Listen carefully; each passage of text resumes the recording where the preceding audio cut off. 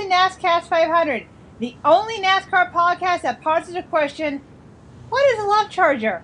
I'm Elizabeth Moxley, and I'm joined by Mathew. And Adam Hamm. Hey guys. Hey, what's up? We're starting with a downer. Poor Steve Byrnes. He is in the hospital in the ICU with pneumonia and a pulmonary embolism, and is fighting against head and neck cancer. I have a bad feeling that he's not going to make it past either this month or May. Well, I've read the whole article. I've been keeping tabs on the whole Steve Byrnes situation because he's one of the last few great pit reporters of our time, and even in the last 20, 30 years, he's a true professional. He's probably one of the only reasons NASCAR on Fox is still around today because of how he works things. The cancer thing's been an issue for almost 2 years, and it seems it's getting worse. And at one point, it looked like Steve was doing better. Now it's just looking like it's just going down the wrong way, and that's not good for him or us NASCAR fans.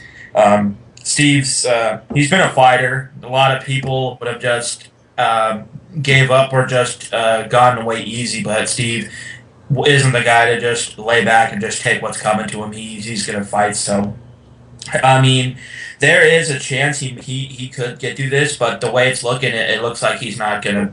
Like what Elizabeth said, he might not make it past the next few months, which sucks because we lose a lot of greats in our sport, whether it's drivers or pit reporters, and we're stuck with idiots like Vince Welch still on pit road, and we have to hear his stupid ass on a weekly basis for the Xfinity races. And then, we don't have that many great pit reporters that actually make us get us sucked in and watch it. I mean, Dick Berggren was one of the last true pit reporters from the early 80s to now. He was on ESPN, TNN, and then, of course, he's been on Fox since its inception.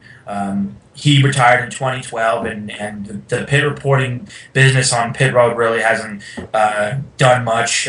Chris Devoda left for NBC at the end of last year, and she was the only thing that I liked about the pit reporters, except for Matt Yoakum. I like Matt Yoakum, and like I said, he's the only one that I still like on pit road. Jamie Little, she's good looking and all, but sometimes she just looks like a complete dolt. And Chris Neville. He really doesn't belong doing cup races. He needs to go somewhere else where his expertise comes into play. But it really sucks to see Steve this way. I mean, like I said, he's a fighter. He's not going to go down without a fight. So thoughts to Steve Byrnes and his family, and I just hope that he gets a speedy recovery. Yeah, I mean, seconding what Adam said, it's a tough time for Steve Byrnes and his family. I'm sure his son is definitely for his son and his wife. I mean, it's been a long battle, and the outpouring of support shows how much he means to everybody. He's one of the only.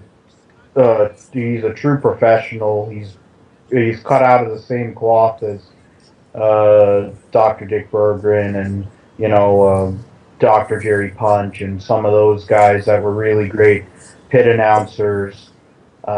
He's the only professional person they had on that telecast other than Voda, and now that he's gone and Voda's gone, they just have a bunch of hacks.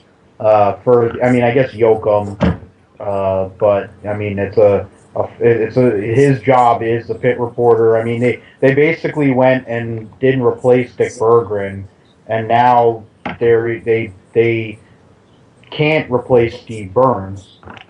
They say he's the truck announcer, and I don't know what's going to happen with that. I guess we're going to be stuck with like pieces of shit like Adam Alexander and other stuff like that. Like the absolute lowest level of announcing. He was one of the only tolerable people because he was one of the only professionals, and it's sad. And more than anything, it's just a sad thing for somebody who has made his life, with motorsports, and it's usually the good people that get nailed with these sort of things. It's not as much the people that should be, eating it. It's usually the good people, and it's sad. And hopefully it'll turn around. But of course, with the cancer going to his lungs and pulmonary embolism is serious. And just thoughts and prayers to his family and him. Okay, and let's fuck up the sport even more news. The 2015 Sprint All-Star Race will feature 20 more laps than last year's. The first 4 segments of the 5-segment race will include 25 laps, compared to 20 in recent years. The 5th and final segment, which pays $1 million to win, remains at 10. The field will have 20 drivers. You know, the 17 eligibility, the 2 that wins the segment, and the 1 as the sprint van. Spoiler: don't vote. And we conform to 2015 rules. Drivers' average finish from the first 4 segments determine the order of cars will enter pit road for a mandatory 4-tire pit stop following this 4th segment. Running order ties will be broken by the finish of the 4th segment. The order of the cars returning to the track following mandatory pit stop determines the starting order for the final winner-take-all segment. Yeah, I really don't care anymore. I mean, the All-Star Race is becoming more of a joke. We talked about this, I think, about a few weeks ago in one of our previous shows about the eligibility for the All-Star Race. It just seems like every year they have to find some way to screw it up, just like with the Unlimited, just like with the Chase, with the pit road penalties, and well, like I said last week's show, they fucked up everything else. And it seems like they'll just go to any length to screw up everything else that they haven't done already in our sport. I mean, so what if we get 20 more laps in the All-Star Race? It's still going to be a joke. We're probably going to see the 48 dominate and win because, I mean, the last few years, even though Charlotte used to be quote-unquote Hendrick's house in the early 2000s, in the last few years it really hasn't been, but 2012 and 13, the All-Star races were complete jokes. And even last year when McMurray won, it wasn't that compelling. The showdown was boring, as always. I mean, and it's sad that the only race Clint Boyer can win is a non-points race. And even that, it's a lower non-points race. So I don't really care, honestly, because I read it this morning when I woke up. It said NASCAR changing the All-Star race. I'm like, I don't fucking care. I'm not even going to read it. It's just pointless. Every year they're going to find some way to change it. And like, oh, we're going to add 20 laps. It's like, nobody cares. They're going to add 20 more laps to an already boring race. That's just going to be even worse. I mean, really, what are we going to see that's going to be so different compared to the other All-Star races that we've seen? Are we going to see an upset? Probably not. Are we going to see close racing side by side? Probably not. Are we going to see bullshit debris cautions like always? Probably. Is the fan vote going to be probably rigged and let Pukemania get in? Probably. So, I mean, realistically, it's just a joke. So, I mean, I don't even fucking care anymore. I mean, there's no non-points races anymore that seem to be good. The All-Star race was all right. I think the last time it actually, had a good show was like 2011.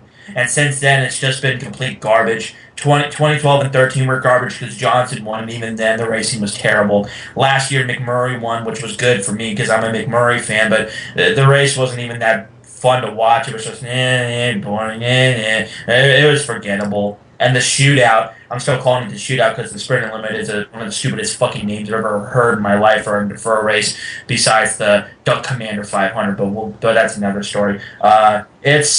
It's just stupid. I mean, the shootout had a good format, and it was a particularly fun race.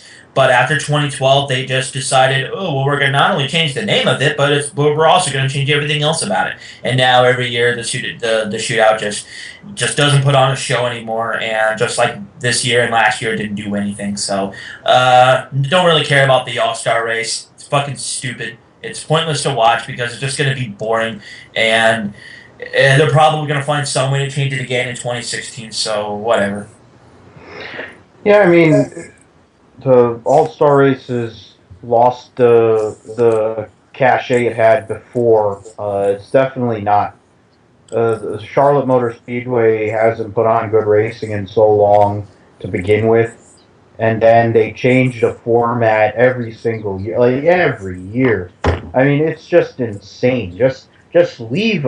It's typical of the current, the current leadership or lack thereof, that we constantly have change in every single race and every single thing, and none of it works. I see. It seems ironic that they constantly change all these things and the same crap happens all the time.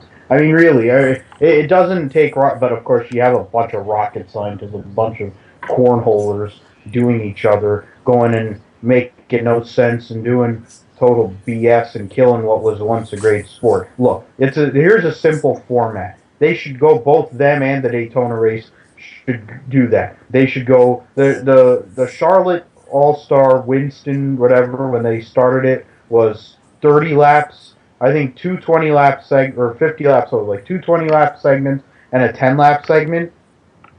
Just do that.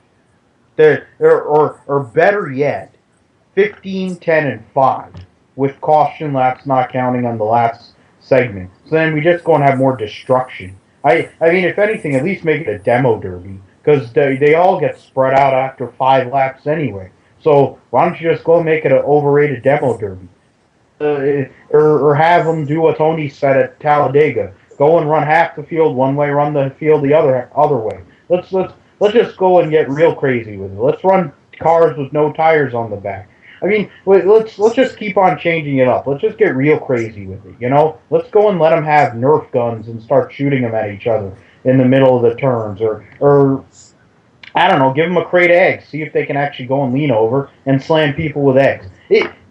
Long story short, the last All-Star race that mattered to me was the one Tony won. Before that, it was hard for me to get into the All-Star race, and ever since then, I don't care, and I haven't cared, and most and all of them have been bad. I mean, the hijinks with the way they bring people out, and the stupid, quote, fan vote, end quote, it's just silly to me, and it's everything that Sprint does. Seems like they just are trying to manipulate fans and make people want to leave, and it isn't going to make me want to watch the All-Star race, because at the end of the day, I didn't care for the All-Star race to begin with beforehand, so the adding more laps is just going to make it more likely I'm going to go change the channel quicker. Okay, NASCAR has a really good NASCAR.com has a really good article on Junior Johnson. It just basically talks about his career as a driver. It's actually pretty good, but I'm not going to read the whole thing. Yeah. So. Yeah, I mean, Junior Johnson's one of the greatest people ever to be in NASCAR. He is the epitome of, the reason why the sport started. It was on the moonshine running, the backwoods of the South, doing that. And he did hard time, and he came back out and was a great driver. But the fact is, for as great of a driver as he was, he's an even better mechanic, crew chief, and team owner.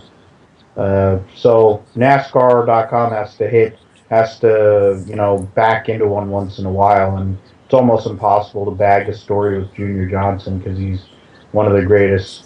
He's the last American hero. They made a movie and a book album. So, speaking of movies, Adam, can you please tell the folks about an upcoming movie about a certain driver? Yeah. Well, I read about it on J-Ski earlier yesterday, that a film about the great Bobby Allison, the 1983 Winston Cup champion and 83 race winner, is going to be made sometime this year. If I can just find the article, it's somewhere near here. Where is it? Just saw it. Okay, here we go. Okay. Posse Films, LLC, the inspirational feature film production company that controls the rights to several historically significant and uplifting life stories, recently announced the making of a biopic about the larger-than-life NASCAR pioneer, NASCAR Hall of Fame member Bobby Allison. Together with the Allison family, the Posse film team will put the dramatic story of one of the greatest NASCAR legends on the silver screen. Posse Films is in pre-production on the heart-centered motivational story of Bobby Allison. My family and I are thrilled to have this film produced by Posse Films, Bobby Allison said in a recent statement. Mark and his team at Posse Films are like a family to us, and I know we can trust them with our story. The movie project will be based on Bobby Allison's rise to the top of NASCAR as the three-time Daytona 500 winner, followed by a crash that ended Bobby's career at 50 years of age. Thereafter, Bobby and Judy suffered the loss of their two beloved racing sons. The film will showcase the highs and lows of their 55-year love story between Bobby and Judy Allison. So basically, Michelle, feature film is going to be made. It's supposed to come out sometime in the fall of this year, and I'm glad because there's a lot of movies that should be made. A lot of these famous NASCAR drivers, including Mark Martin, Terry Labonte, Harry Gant, Neil Bonnet, the late Tim Richmond, even Davey Allison. There's a lot of people out there who need their story told in a good way.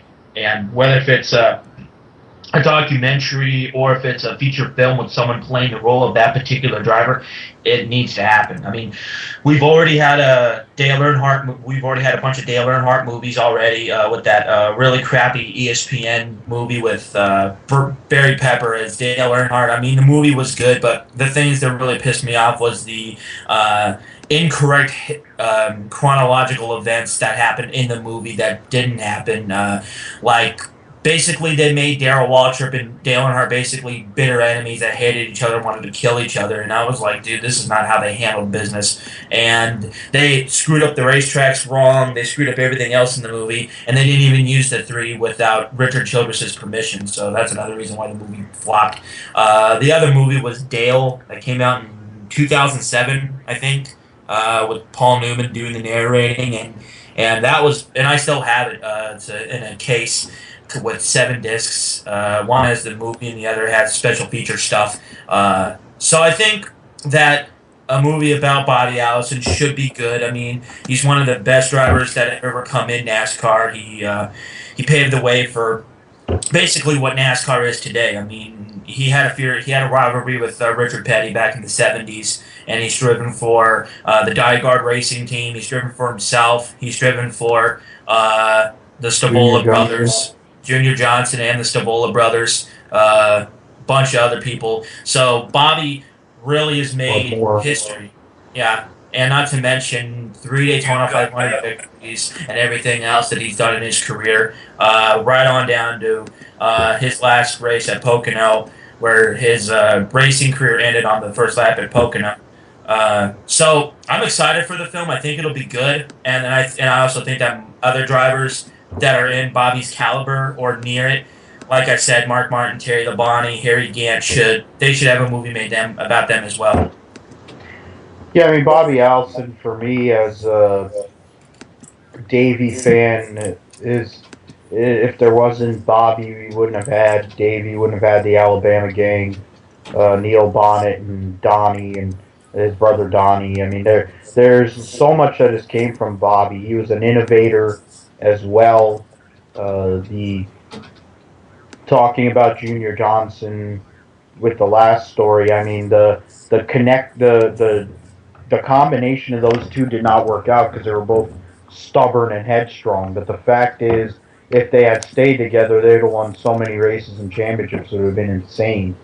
That's one thing people wonder about. And I mean, for Bobby Allison, his crash at Pocono was severe and took away a lot of his memory. And he watches the Daytona 500 in '88 when him and Davey ran to the finish, and he doesn't even remember it, which is one of the saddest things. And the people that are heroes, the people that are what built the sport, that's what we need to see. We need to see people like that instead of the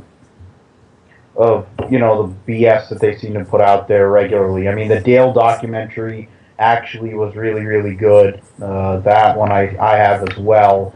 The ESPN version, I mean, whatever, who cares?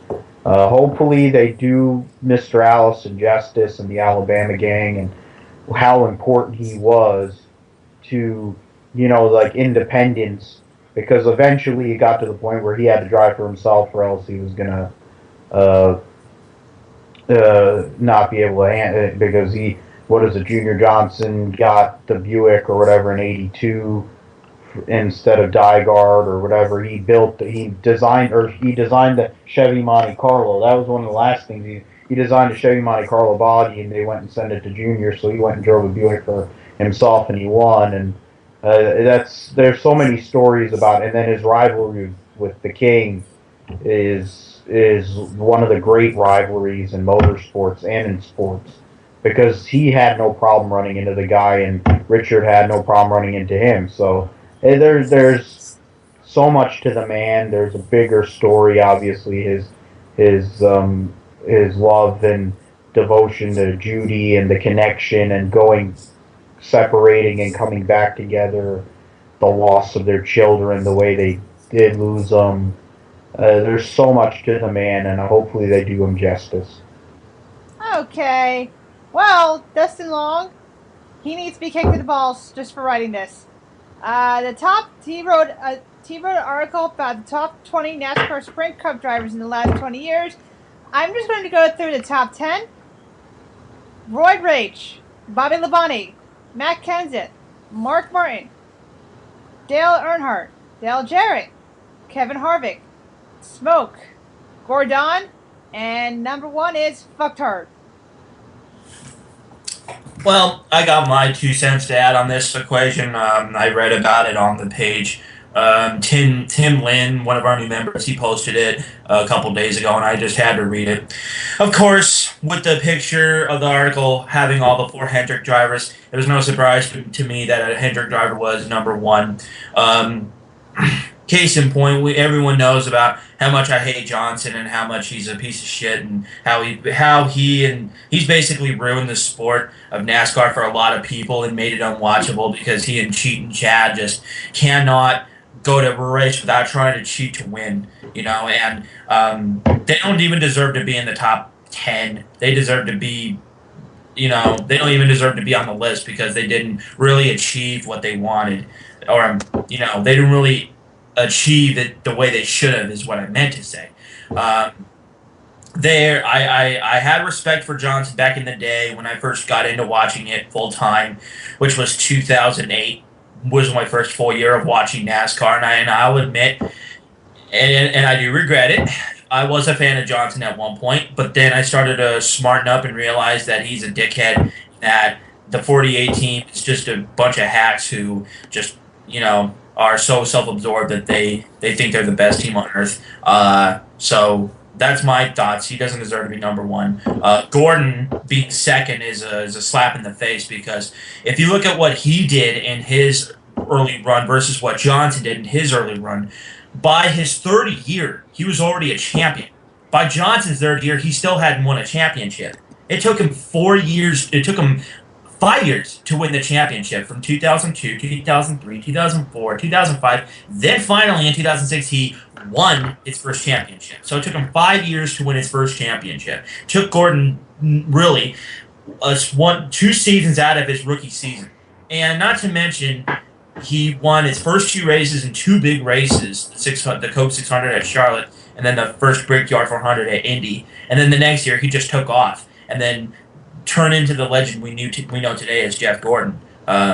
In my mind, he deserves to be number 1 because he's got 92 wins, which is 21 more wins than Johnson. Oh yeah, he doesn't have that more championships than Johnson, but he didn't have to really cheat to win them. He actually won them the way drivers should. He basically smoked the field in, and regardless of what Johnson does in the later parts of his career, one thing he'll never do is win 13 races in a single season like he did in '98.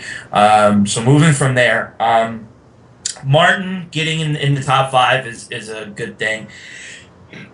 He's one of the best drivers to ever appear in NASCAR, and obviously the best driver never to win a championship. He was with Jack Roush for 19 seasons, won all his races up to that point, which his last year was 2006.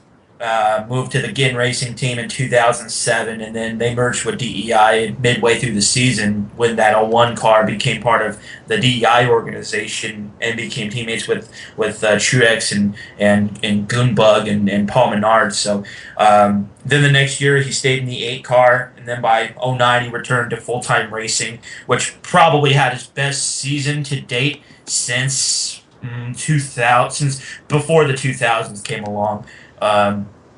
In my mind, he finished second in 2002. Just sorry about that. Oh yeah. Finished second in 2002, and he kind of got screwed in that championship. He got screwed. Yeah, he got screwed in 3 different championship equations. Finished second at Earnhardt in '90 for a little infraction at Richmond. The second race of the season basically screwed him out of the title. 2002, he had a shot to win it. Got penalized around Phoenix and then really couldn't recover. So Stewart won the title, which isn't a bad thing because I'm a Stewart fan, but it still hurts because Mark Martin should have at least won 1 championship in his career. 2009 was probably the season that just made you just scratch your head and wonder, well, if Mark Martin can win all these races, how come he can't win the championship? Well, he can. He's just been fucked over by NASCAR and never really got a chance to do so. So Mark Martin, in my mind, should have been a champion at one point. Whether if he's retired for good or if he'll come back and do a Brett Favre, which I think is highly unlikely, he'll still be in my mind as one of the best drivers in NASCAR. Bobby Labonte, of course, he's one of the best drivers in NASCAR as well. Part of the famous Labonte family. His brother Terry's a 2-time champion, won with 2 different teams in the title hunt. He won with Billy Hagan in 1984 and then the Hanker team in '96. And basically became known as the Iron Man or the Iceman, my bad. The Iceman. Both of them. Oh yeah, both of them. He became known for the most consecutive starts up to that point, which was in the '90s. I still remember him driving the 5 car, the Kellogg's car. That's what a lot of people grew up with, including me. All in out, he's a great guy. He's a great ambassador for NASCAR, and he's also just a cool guy all around. And the fact that he's still around not just driving NASCAR anymore because he retired at Talladega last October, but he's still talked about in the sport, which is good because he's a good ambassador for the sport and he's the representative of a true champion. Edwards being 10th, I really don't understand why that's all that good. I mean, Edwards is a good driver and all, but he really doesn't deserve to make the top 10. I mean, yeah, he had that magic year in 2008 when he won 9 races, but that doesn't really make him a top 10 list. The fact that he's ahead of Kurt Busch and Brad, that really doesn't make any sense because Brad and Kurt have something Edwards doesn't, and that's a Cup championship. But that's besides the point. Kenseth 8th. Now, Kenseth is one person who does deserve to be on the top 10. He won the last true championship in 2003. The last Winston Cup championship before BZF decided to screw up that format and change the name to the Nextel Cup. But even then, Matt couldn't slow down. Him and the Killer Bees, when he was still at Roush, won a shit ton of races. Had a chance to win the '06 championship, but of course lost to Fixed Pack, and then the 11 in his rookie year finished behind him in 3rd. And had his best season 2013 with 7 wins in his first year with Joe Gibbs, and should have won that championship in 2013, but that's besides the point. Dale Sr. 6th. It's kind of also a slap in the face because this is the last 20 years instead of the last 30 or whatever. He deserves to be a little higher because, yeah, he didn't win that many races in the latter part of his career than he did when he was in his prime. But still, that doesn't really mean he's less of a driver than Johnson or Gordon. And like I said, it's a slap to him and what he accomplished. Dale Jarrett in the top 5. I mean, he had a great run with Robert Yates in the '88 car. They won the championship in '99 in that Quality Care Ford car, which is one of my favorite all-time paint schemes. But top 5, I don't think so. I mean, DJ was a great driver, and he was a decent announcer when he was with ESPN. At least I think so. But top five doesn't really suit him. At least I think so. Harvick in fourth. It's kind of 50-50. I mean, at one point he did kind of deserve to be in the top 10, but a little further down because in the later part of his career, he really wasn't that big of a factor to win championships. I mean, yeah, he was a factor to win races, but he really wasn't in any contention to win championships up until around 2010 when his last year with the Shell Pennzoil scheme before he switched over to Budweiser in 11, and then 2013 he finished third in the points and had a decent run. Could have won the championship had something happened to Kensington Johnson, but that never happened. He proved himself by winning the championship last year in 5 races, and now a lot of people are talking about him as if he's the next Jimmy Johnson, which I wouldn't mind because Harvick's from Bakersfield, which isn't that far from me, and I've always been a Harvick fan. And if this means that they're going to talk about Harvick more than that dickhead in the 48, then I'm all for it. Stewart in third, that's actually a good position for Stewart because he's earned his way to the front. He's won all these races, 48. In fact, the fact that he's been around in NASCAR for almost 20 years and he's achieved this much, it's good for the sport. And he was good for the sport, still is good for the sport. He's one of the few people that actually speaks his mind and doesn't, sugarcoat shit like a lot of these PC drivers nowadays. 3 championships, 2 with Gibbs, 1 with his own team, the 14, which I still think is probably one of the best, if not the best, championship battle of all time, next in 1992 with Kulwicki, Elliott, and Allison. This top 20 list is kind of eh. I mean, I don't really understand why half of these people that I think should be in the top 10 aren't in the top 10. Case in point, Brad's not in the top 10, which he should be. Kurt's not in the top 10, which he should be. The fact that Junior's higher than Kurt and Brad, and he doesn't even have a championship. That just tells you that this is fucking biased. So that's my 2 cents on this equation. I've used up my energy for this one. Yeah, so I made a list, my own for top 10 at least. I mean, Dustin Long is one of the best out there, so he's liable to have a bad one once in a while, so I'll give him that for this one because he's wrong. I'll go from 10 to 1. Kurt Busch, Mark Martin, Kevin Harvick, Matt Kenseth, Krusty Wallace, Dale Jarrett, Fixed Pack, Smoke, Dale Sr., and Jeff Gordon. Now, any list that involves the last 20 years, this is based on my time as long as I've watched the sport, which is full time. This is my 22nd year watching the sport. Counting when I first actually started watching, be 23. It might alter it a little bit, but not really.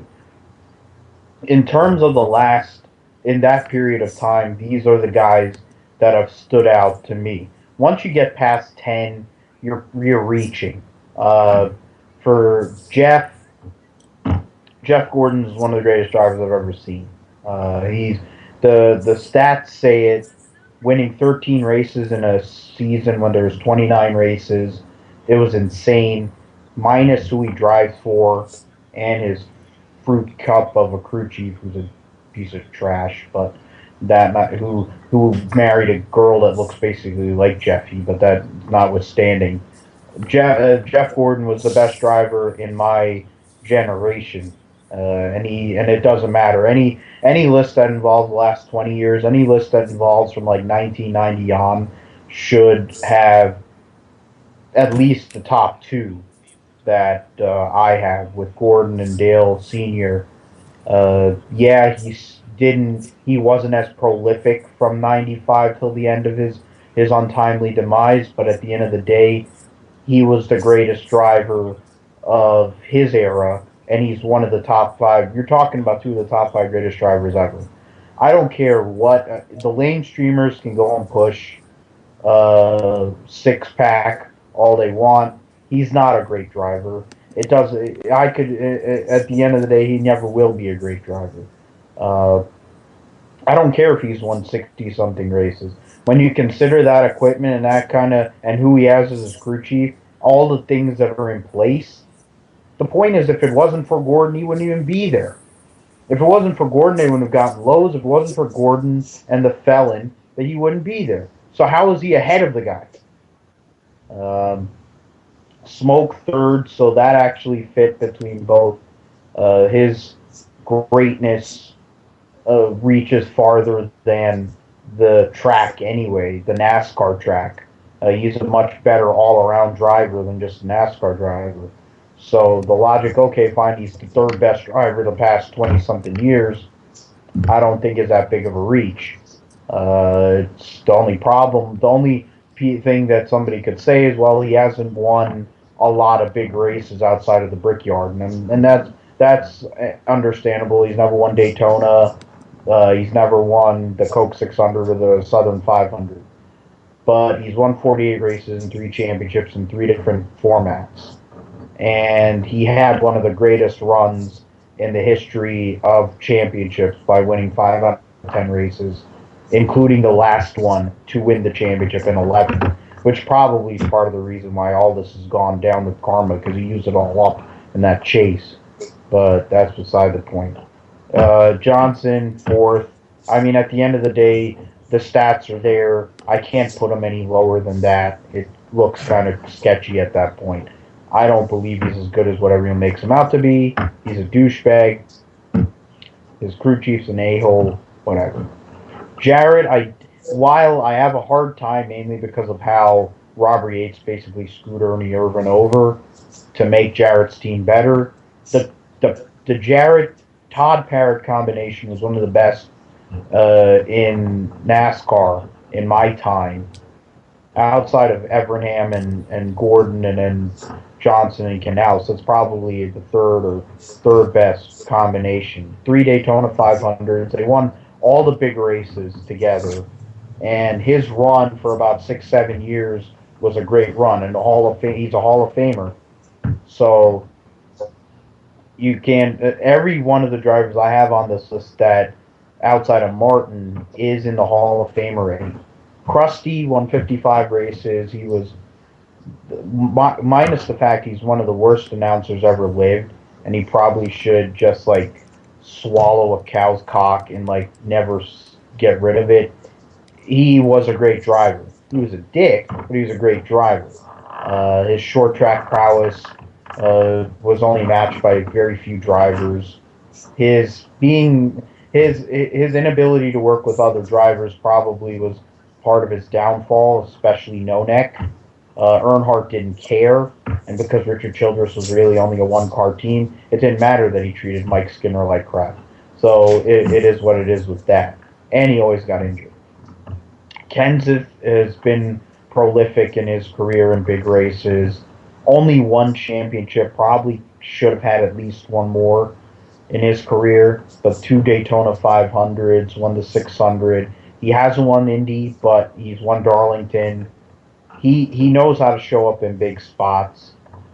He's relevant. His 2013 should have came through with a championship, but of course, with the great NASCAR format, he didn't.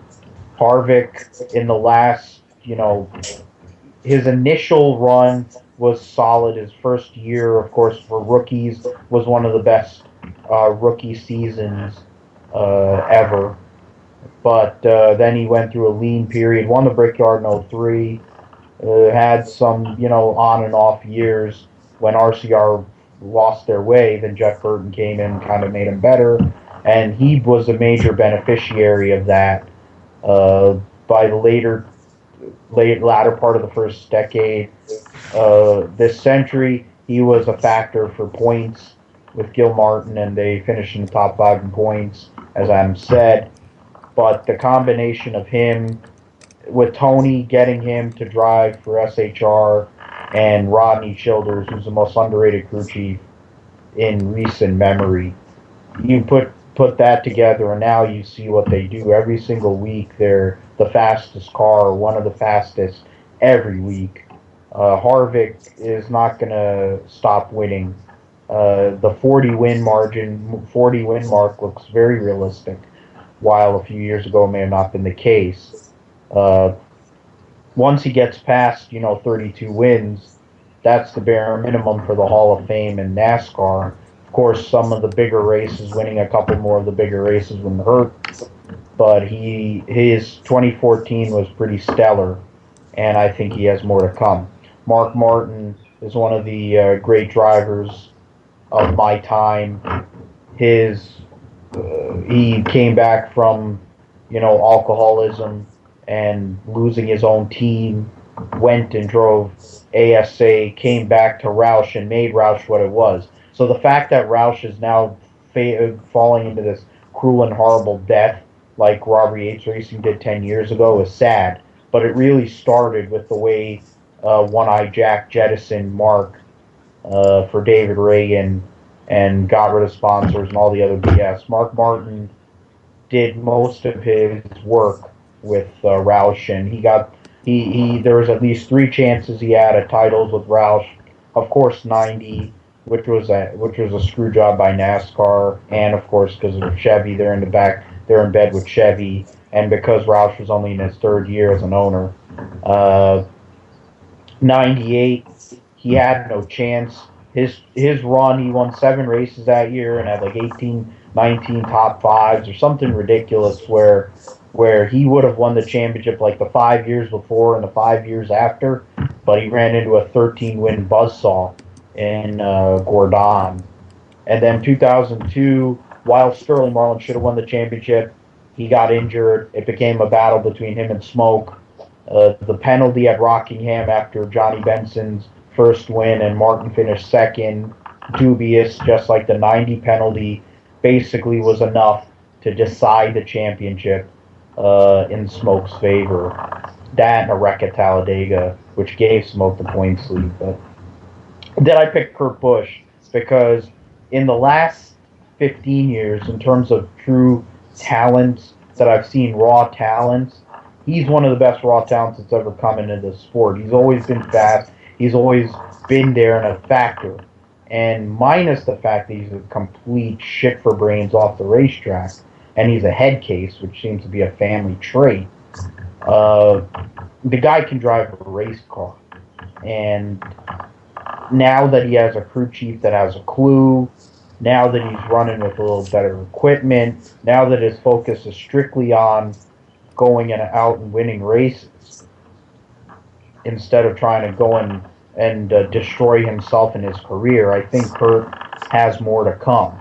And yes, he hasn't won a lot of the big races. He's won the 600, but he's got a ton of talent, and it shows that it makes up for the fact that they have one big anchor at SHR, and if you count Smoke, it could be at least 2. But Kurt Busch, for what he's done, is 2002. He finished 3rd in points. He's finishing top 5 in points multiple times. He's a factor every week, and you can't get rid of him. And and there's a reason why he's been hired by all these teams. So I put him as number 10. If we went any farther, the Royd Rages of the world, the Denny Hamlins, the people who have some sort of malfunction would come up. Of course, Bill Elliott, because he was around in the period that I started watching. Kyle Busch, there'd be a couple other ones, I guess. Bobby Labonte, yes, I left him off the top 10, but he'd probably be 11th in my list because after 2003, he ceased to be relevant, and he basically bottomed out at that point. Brad would be there in the top 15 probably, and I could only probably go to about top 15. Oh, okay. The Dale Senior's Monte Carlo is going to be racing in England on June 25th through 28th. The Goodwood Festival of Speed in West Sussex, England. Yeah, I read about that. The Goodwood Festival of Speed, they run it every year, I think. And it seems every year that the 3 car makes an appearance. whether it be car from the 80s, 90s, 2000s. The 3's always there. I think Dale Earnhardt's youngest daughter drove in the 3 last year or the year before. I'm not sure. I read it somewhere, and I have it somewhere in the back of my mind.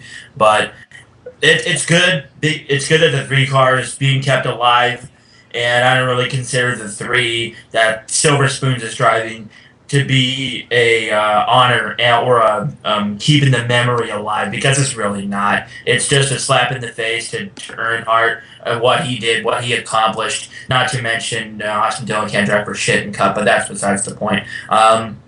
A good Wood Festival of Speed should be, to me, I think it should be televised on NBC or something like that, and so we could see it live, because I hear lots of good things about it, and it'll probably be more compelling to watch than this weekend's race at Texas, because Texas fucking sucks at racing.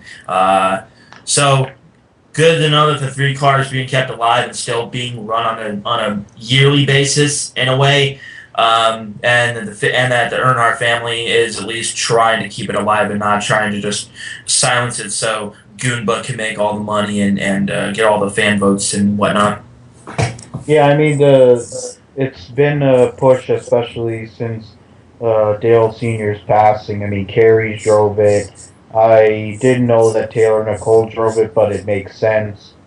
Now we're getting to the point where Kelly has her own kids, so eventually that'll probably get to the point where her own kids will drive it. The one kid with Jimmy Elledge, and the one daughter that's starting her career, and then the kids that she's having with L.W. Miller now. But Kerry, he's representing his father the way he should, and representing the number 3 the way they should in front of a crowd that can really appreciate the history. The fact that Goodwood is open and to the NASCAR, I guess, as much as anything, the response usually from there is they just love the sound of those cars, because they're just a big V8 and doing the burnouts and all that stuff. It's really cool. And it's a cool looking car. The black number 3, the Wrangler car. Those are 2 iconic cars in the sport. So, what do you call, a Pop likes to go and send stuff over there. So it's a mutual deal. The Goodwood Festival of Speed is always awesome. The Formula One teams usually bring cars over there, the old cars, the new cars, the great GTP sports cars of the day, of the 80s and 90s. I mean, anything that you could think of that's exotic and fast, they run at the Goodwood Festival of Speed. And it's just a little short 1.2 mile hill. They go up, and there's a couple of quick corners, and they try to run the fastest lap. But it's more, a lot of it is about the spectacle, and one day, hopefully, I'll be able to go and experience it in person, because it's like it's a car lover, a motorsports lover's dream, really. Okay, Eric, our good friend Eric, posted this on the our Facebook page, which is facebook.com/groups/NASCAR500. The new issue of NASCAR Illustrated came in the mail the other day. They interviewed Kyle Busch, and the last question of his interview was asked: when you see and hear the trained assassin jokes, quote unquote, is there part of that pisses you off or makes you feel protective because he is your brother? I don't know why they put that twice, but who knows. He responded, I think people that are close to the situation know the truth. I also think people that aren't close to the situation, but within this room, know the truth as well. And they just won't say it. It is what it is. It's kind of coming as it comes. I feel bad for him, but in retrospect, that was a decision he made 4 years ago to date the girl, and he's paying for it now.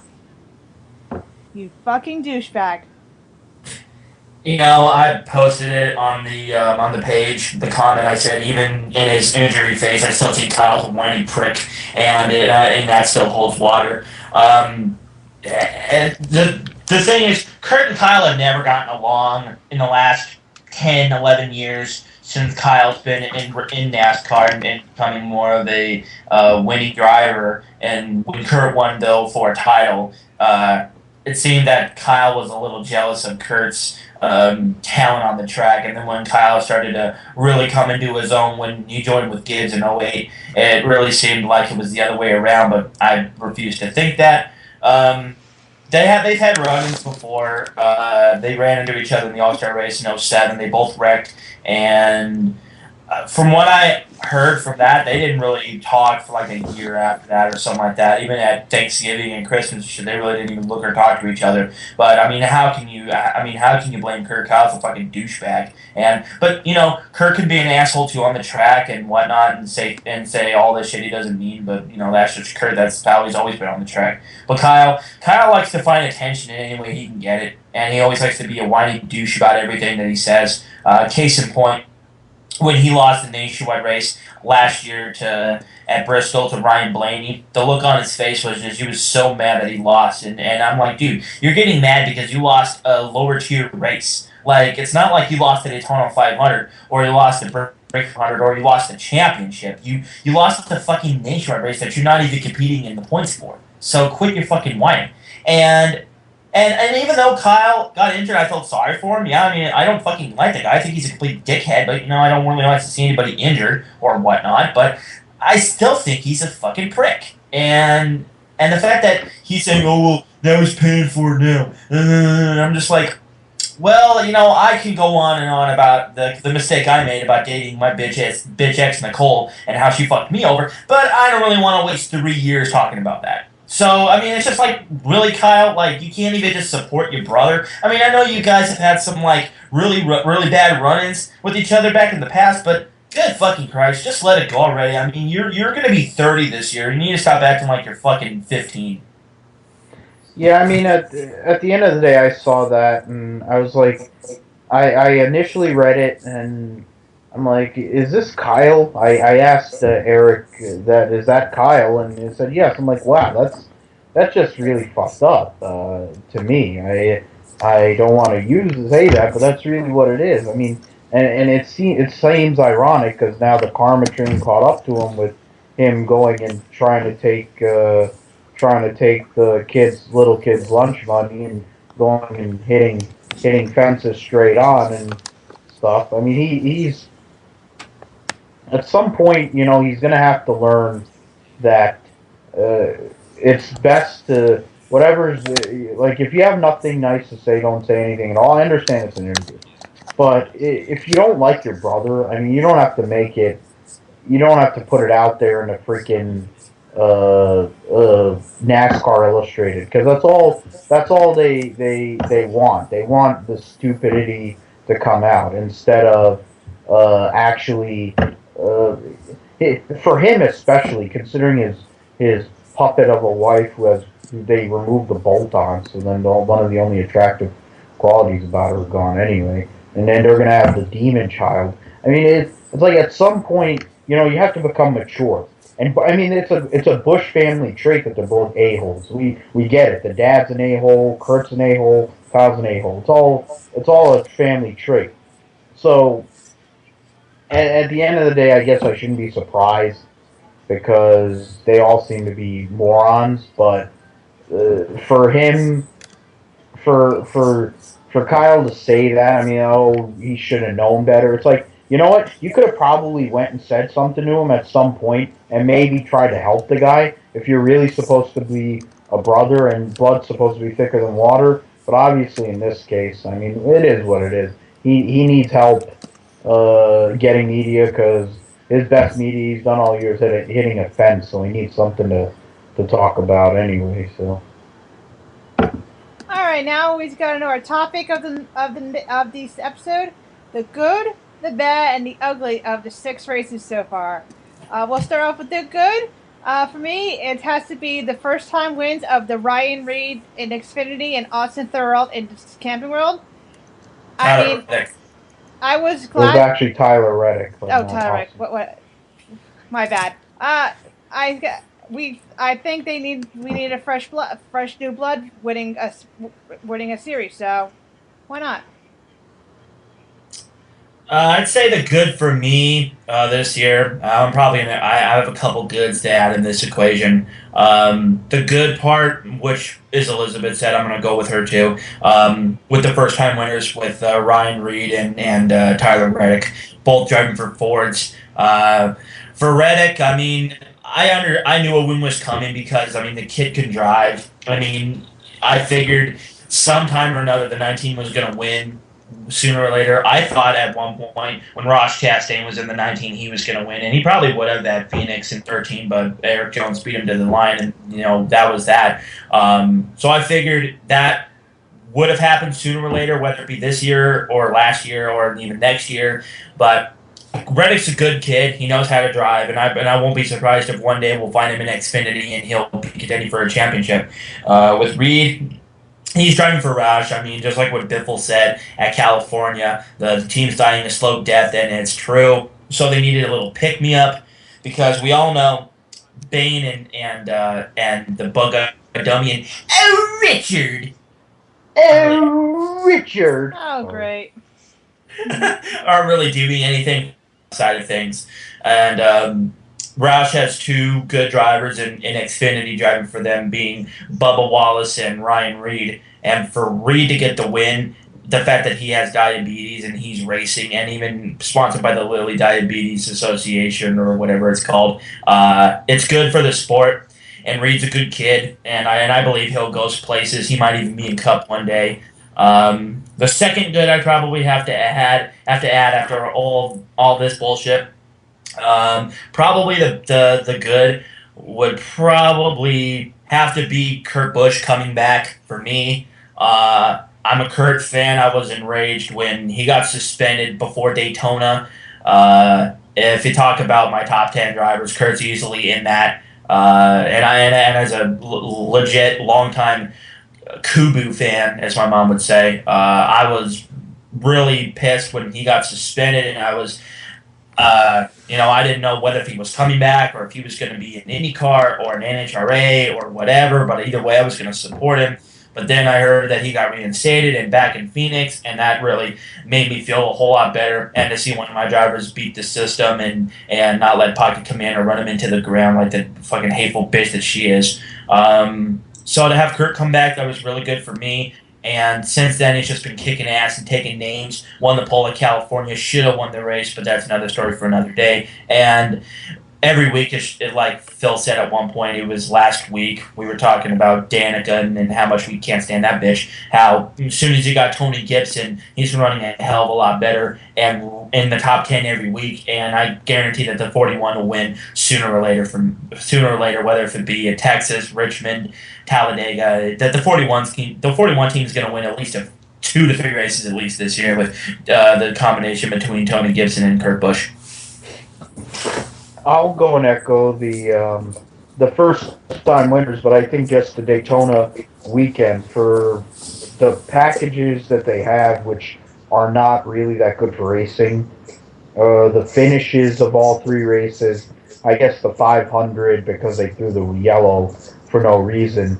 I'll say the good was, how the endings, getting 2 first-time winners and a first-time Daytona 500 winner instead of the alternative, which is going to be a Hendrick benefit.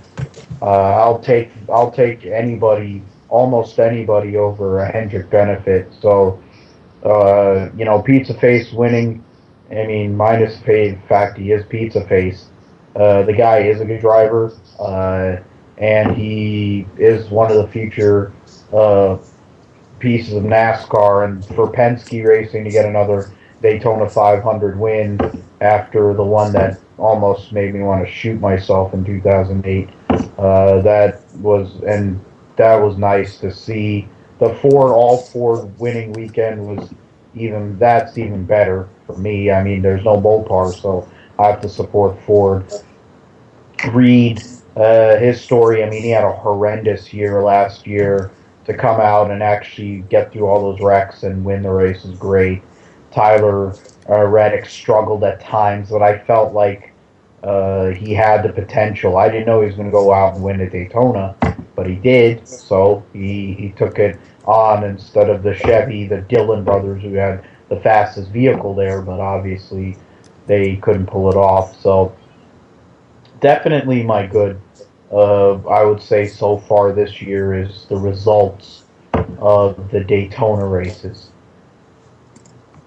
Okay, the bad for me, I have to say, the dominance of the Sprint Cup drivers in the Xfinity races. I'm gonna go on a limb. And Fultard winning Atlanta. Yeah, basically, what Elizabeth said is what I was gonna say, but I'm gonna add my 2 cents on the equation. The Xfinity drivers getting shit on by the Cup drivers is nothing new. I mean, it's been going on for years and years, but lately it just seems to be getting worse. But with Kyle out of the picture, at least we won't have that many Cup drivers winning this year. But already we've already seen Logano win. We've already seen Harvick win. It's just going to be another year where the Xfinity drivers don't get a chance to really show their stuff until the non-companion events like Mid-Ohio and wherever the hell else they go. So, I mean, Iowa, Road America, I mean, it's not really going to be that good of a year for them until they actually have a chance to prove themselves. And then I'm going to go in the Johnson win. Of course, those fucking dickheads in the 48, they can't ever just go one race without not trying to cheat and win. I mean, they figured, we didn't win the Daytona 500 here. We're just going to cheat and win at Atlanta. And then, of course, the dick suckers at Fox and everybody else just would not shut up and wrote like at least 5 to 6 articles about how Jimmy Johnson's going to win the championship or how he's going to be a championship contender after one win. One win. Look.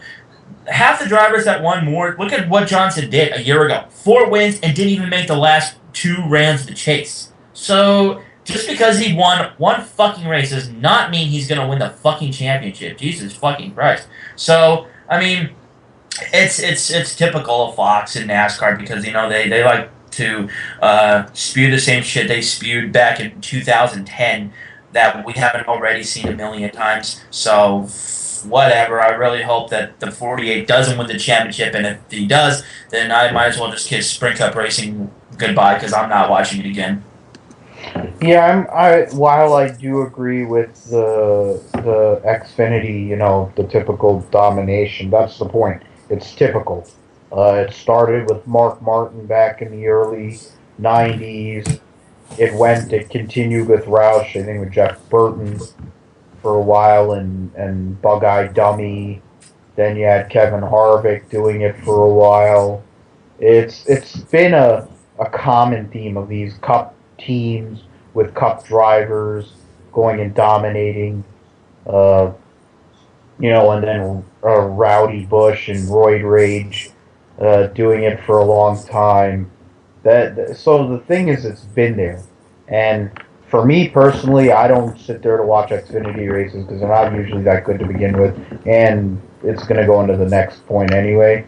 For me, the bad was the whole Kurt Busch situation. The way it was handled, the way that, I mean, he doesn't help himself in terms of his character, but the character assassination that went on with basically falsehoods from Pocket Commando, it was just disgusting to me. And as a journalist, the way that he was portrayed and the way they handled the story was just, I mean, it's journalism 101 on what not to do, is what happened there. And for the first time in basically my whole time watching Kurt Busch, I actually like the guy. That's how bad they've treated him. It made me like Kurt Busch because he was just basically getting character assassinated, and that dumb C word, useless whore, goes and makes up a lie, and they all buy it, and some idiot in Bodunk, Delaware, goes and agrees with her because they cut a check, and that whole situation just stinks to the high heavens. And I mean, as a secondary point, the way that the stupid penalties and the penalty system, both the pit road one and the penalty that No Neck got, which is basically, oh, we wanted to penalize the 4 and the 48, but instead of that, we'll just go and penalize No Neck because nobody cares. That was BS to me as well. All right, the ugly. Pukemania winning 7th. The Fox assholes. And Michael Waltrip making moves on Carl Edwards. Yeah, I'm gonna go with what Elizabeth said with the whole Pukemania's miraculous 7th place finish at Martinsville. I mean, me and Phil ranted about it last week on the last episode and how much of a joke we think she is, and Phil basically said, when has Sprint Cup racing become intramurals? I mean, really. Is that what we're reducing to now? When we don't cover David Reagan or Truex finishing 5th and 6th, but we're worrying about Pukemania getting a top 10? Like, what the fuck? Who the hell cares? It's 7th. It's not really gonna matter at the end of the year because she's not gonna get the chase. She's not gonna win, and the only thing she is gonna win is a load in her mouth from Richard. But that's about all she's gonna win. And about the whole Fox dickheads. I mean, it's just getting worse. Waltrip is starting to become senile, and he's starting to become like a drooling old man that needs to be put in a nursing home. Surprisingly, he hasn't even gotten to that point yet, but I'm pretty sure it's going to happen. Pinhead Larry, I mean, he every week it's always Danica Patrick, Jimmy Johnson, Pat, shut the fuck up. Like, every week it's nothing new with these guys. I mean, the only one I can stand in that booth, as I've said before, is Mike Joy. I've always liked Mike Joy. It's going to take a lot for me to just say fuck Mike Joy. I mean, it's not really. It's going to take a lot for me to do that. I mean, it's especially with the Pukemania situation with her finishing 7th. I just cannot even believe that it was like the shit that was coming out of their mouths was unfucking believable. Not did I once hear them say anything good about David Reagan. I was about Danica. Danica, shut up. And that's the ugly for me. I'm with Elizabeth 100%. Fucking bullshit. Yeah, I mean, part of that, I mean, definitely, I could go off on a 10-minute tirade, which I did last week, about the number 10, but on what Adam said about Fox, that's what my ugly is. I cannot stand Fox Sports in any aspect. They have ruined sports coverage since they started covering football 20 years ago, 21 years ago. They ruined football coverage. They ruined baseball coverage. They ruined basketball, hockey. If you name the sport, they figured out a way to ruin it. They're probably going to ruin the Women's World Cup too. And that's going to piss me off because I want to look at a hot chick. But that's the only reason I want to watch the Women's World Cups because it's hot, some hot chicks. But they're going to ruin that too for me. You know, the UFC with the horrendous announcing. I mean, they already had a horrendous announcer. They had 2 cocksuckers already announcing. But with the way that Fox Sports has ruined NASCAR broadcasting disgusts me beyond belief. Darrell Waltrip is one of the most biased, idiotic pieces of trash that's ever been allowed to announce. And basically, ESPN hired their equivalent in Krusty, and I thought that somehow or another we had finally gotten rid of that imbecile. But MRN, in their infinite wisdom, said, let's just hire a bumbling moron to go and add to the telecast because Joe Moore and Jeff Striegel can't do the job. You know, it's Darrell Waltrip is the absolute. If you want to show broadcasting 101 on what not to do, just go and show him and Bumblefuck McReynolds, who every time I hear him speak, I understand why Dale Earnhardt never listened to him, and that combination never worked. And I also understand why that Davey and Ernie got hurt in his race cars because he's a moron. He should probably go and suck Jim Cantori's dick and end it already because he's so obsessed with the Weather Channel. Though he's the same idiot that couldn't send somebody to read a freaking weather map and win Davey the Southern 500 and the Winston Million. But that's beside the point. those two just suck the life out of telecasts. How on earth are you supposed to watch a racing telecast on mute? I have to, because they're freaking horrible. And then you had Mike Joy and his Squire senility. He basically copies all the lines Ken Squire used to say, and then adds his 2 cents of nothing. He's trying to keep control, but he lost control like 8 years ago, so he doesn't care. He's just cashing a check and trying to go to Barrett Jackson. You have, and then the great pit road group we were talking about, the great Steve Byrnes, but he's not there anymore. At least it brought some validity. I mean, Yoakum, not just because he's good at what he does. Is he great? No. Is he a terrible announcer in the booth? Yes. That's why he's always been in the pits. Other than him, though, the rest of them are just complete waste of time. I mean, they got rid of Ray Dunlap off the truck telecast. I mean, and this goes all the way. So this is gonna take a few minutes. The Chris Neville's a sports car driver. He should be calling sports car racing. He has no business in the NASCAR pit area. Jamie Little, God love her, she's relatively attractive, but she's clueless. She has no idea what's going on. She asks inane questions that anybody could ask, and she just looks like a moron most of the time. She looks like she's ready to take like 10 loads like a bukkake party. And then you have Vince Welsh, who was a bumbling idiot when he covered IndyCar racing, which gets a .8 rating. So now you have him on NASCAR, and he's useless. He always has been useless. And he basically should just like jump off a bridge and do everyone a favor. And then you have the Dumb and Dumber in the infield with Chris Myers, who's always been a hack. When he was on ESPN, he was a hack back in the 90s. They got rid of him, or he quit, whatever it was. He's been a hack for Fox for years. That all he cares about is that goofy hair of his and how many loads he's going to get to go and set it. He doesn't know anything about the sport, and he's been working in this sport for 15 years. And then, MW55, I mean, I would have a lot more respect for that moron if you just come out and just say you like Scott. Just get it over with. Just say you like Dick, and let's end the charade, all right? If he said he likes to fuck wild animals, all right, fine. It goes with the whole persona, because he's a imbecile.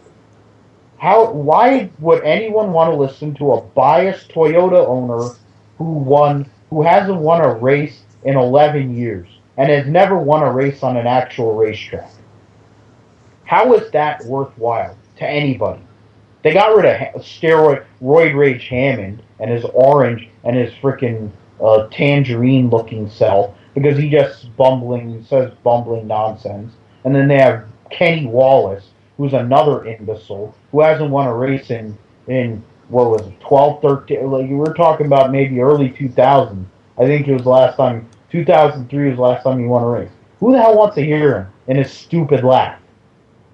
Trot I'd like to hit real hard. I'd like to give it to her real good, but she doesn't add anything. Same for Caitlin Vinci, even though her face is a bit rough. Like, they're both useless. They're both sperm receptacles. Then you have whoever else they put in the pits that is useless. And then you add Adam Alexander. That cue ball-headed fool should basically go and off himself and do the world a service. He is one of the worst announcers, if not the worst announcer I've ever heard in my life. He makes Jerry Punch's work on ESPN when he was actually the lead man seem tolerable. He makes Marty Reed look good. And that's saying something, because Marty Reed sucks monkey cock. And so Adam Alexander, anytime I hear him, I want to mute it, because he just is god-awful. And it just goes with Fox in general, that they just want to ruin it to the point where no one wants to watch, and they have bias, and they can't show a race for what it is. They go and suck the dicks of certain drivers all the time. The 48, the 4, the 24, the 88, the number 10. It's insane. Roid Rage. Like, they have all this bias. Like, call a freaking race. There's no bias involved. It's not freaking Fox News. Call the freaking race. If you can't do that, get somebody who can. And if you're not going to do that, why the hell would you pay that much money and go to commercial every 10 laps too? That's another thing about them. They go to commercial every 10 laps, like they're really doing a good job. Okay, now we're going to Texas predictions.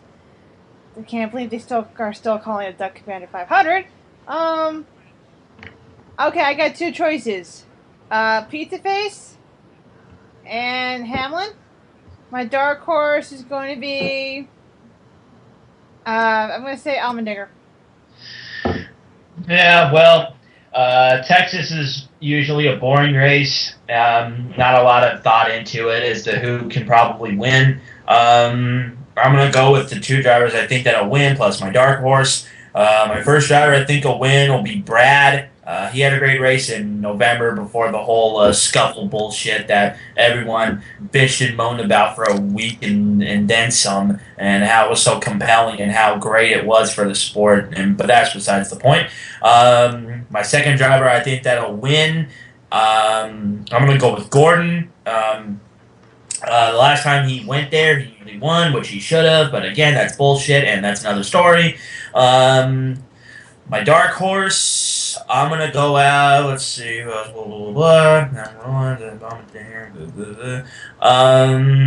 to go and say Truex. Because, I mean, he's had a great start to the season. He's been in the top 5, top 10 every week. And I would not be surprised if he won on Saturday or Sunday, whatever the fuck this race is running. Saturday. Saturday. Yeah, I mean, for me, I'll go with Kurt Busch.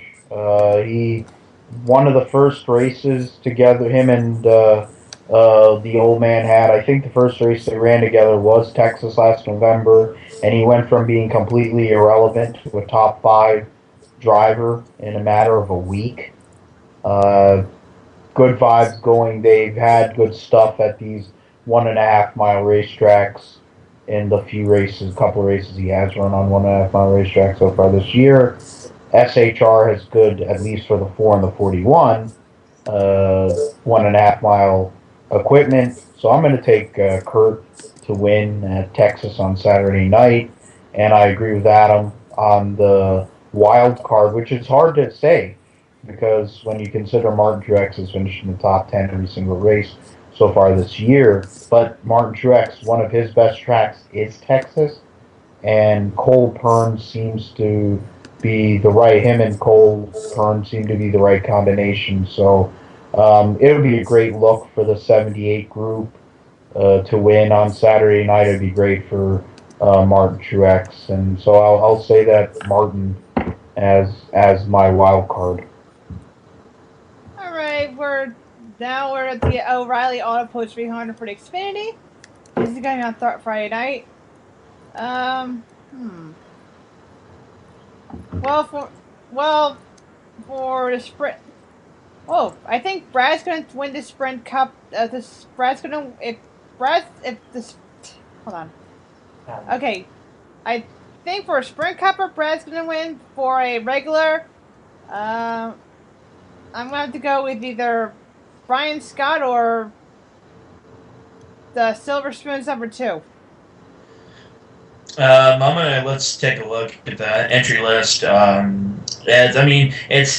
It's probably gonna be a Cup driver more than likely because we got a couple in the field. We have Hamlin, and then we have Brad. So those are and then we have that fuckface in the 33, Austin Dillon. So that motherfucker's probably gonna go out and lead the most laps and win. But that's besides the point. Timmy Hamlin, Lord Underwood is going to be in it. Oh Christ! And he's driving a Dodge. That's surprising. For the Xfinity regulars, I think Smith might win.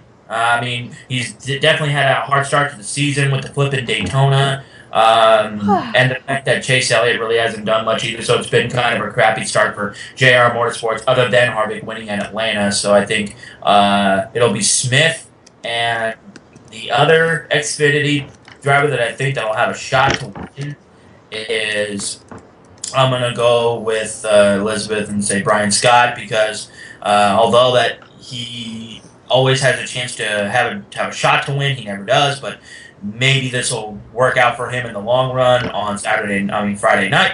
And as for the dark horse in Xfinity, I'm gonna go out and say Bubba because he's been doing decent in his run in the 6 car so far. I mean, he hasn't been in contention to win every week, but he's been solid. So I think he might have a shot. And as my Cup pick, I'm gonna go out and I'm gonna say.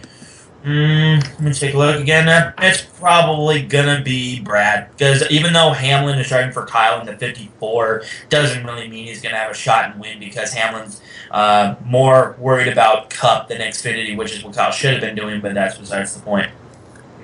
Yeah, I mean, who will win on Friday night? Brad will win on Friday night because Cup drivers have won all but one race. Kevin Harvick's won 2, so now Brad will join him with 2 wins, I believe, or Logano 1, or who cares? The 22 will have 2 wins.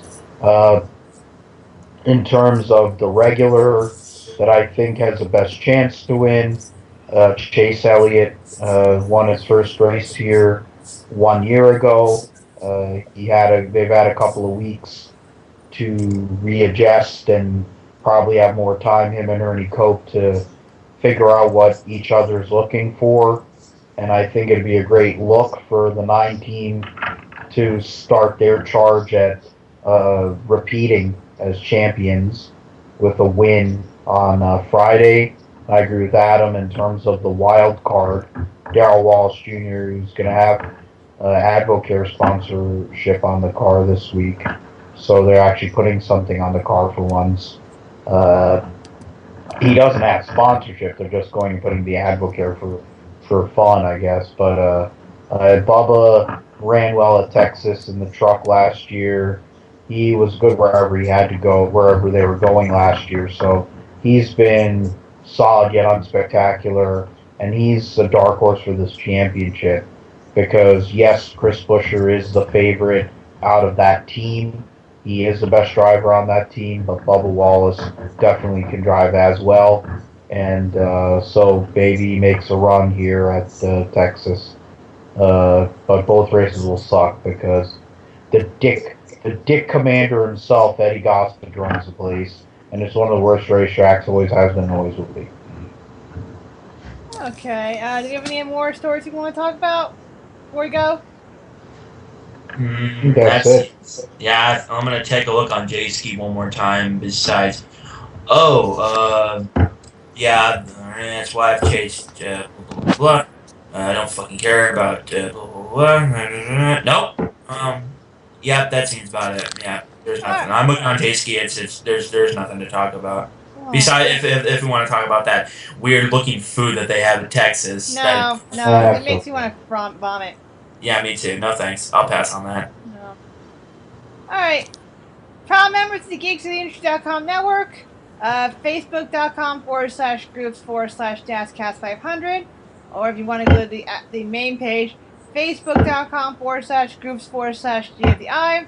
We have a Twitter handle at NASCAST500. I'm on Twitter at Elizabeth Moxley. I am not safe for work. Oh, and we have a YouTube page. Search NASCAST500. We need more hits and subscribers, damn it. I'm going to go out on my usual plugs. I'm on Facebook, www.facebook.com/AdamLosmanOnaRider. I'm on YouTube, youtube.com/SunnyBanana1988. Upload 80s albums and NASCAR stuff. I upload a couple things. Try to upload Miami Vice 2, the soundtrack album from the show, but of course the dickheads on YouTube said it was blocked worldwide, so I basically wasted 7 hours making the video for nothing, but that's besides the point. I'm on Twitter at the Desert Bandit. Like I say every week, I don't go on there much. I only go on there to check if I have any followers, which I don't, and if I do, it's usually fake spam accounts and all that bullshit. I go in bullshit with Phil about upcoming races and all the other things that are going on in the sport that we think should be talked about on Twitter, plus to retweet tweets and pictures from my future wife, the nostalgia chick, Lindsay Ellis, whom I'm probably going to marry one day, but that's besides the point as well. I'm on Instagram at NashBridges94. I haven't posted much in a while. Post anything from the 80s to chicks to NASCAR to anything I find relevant that should be posted. And if you want to give us a look, go check us out. And I'm going to plug the NASCAR 500 YouTube page, even though Elizabeth did. I'm going to plug it again.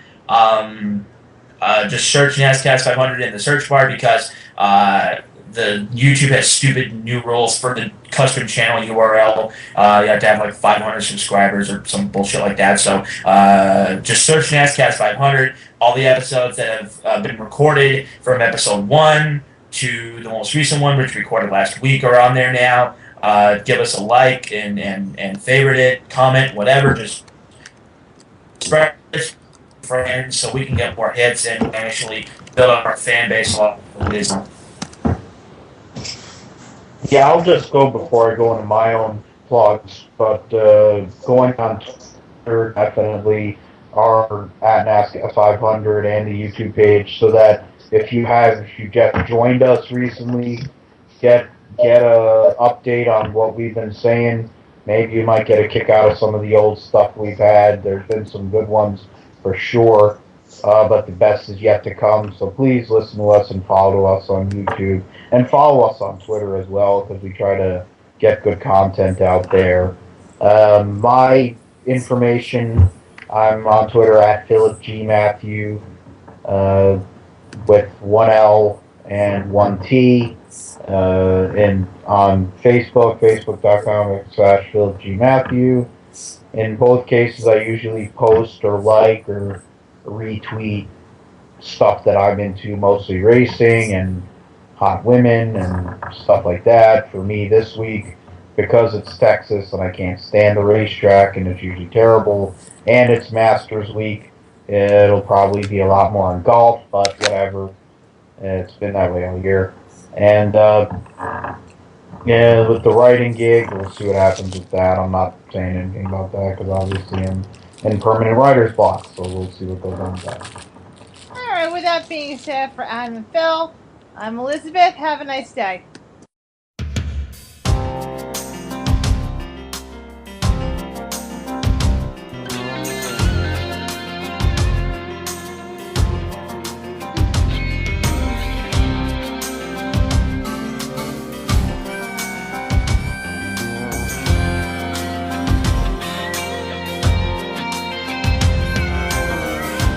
Nothing's gonna turn your head, you wouldn't let it.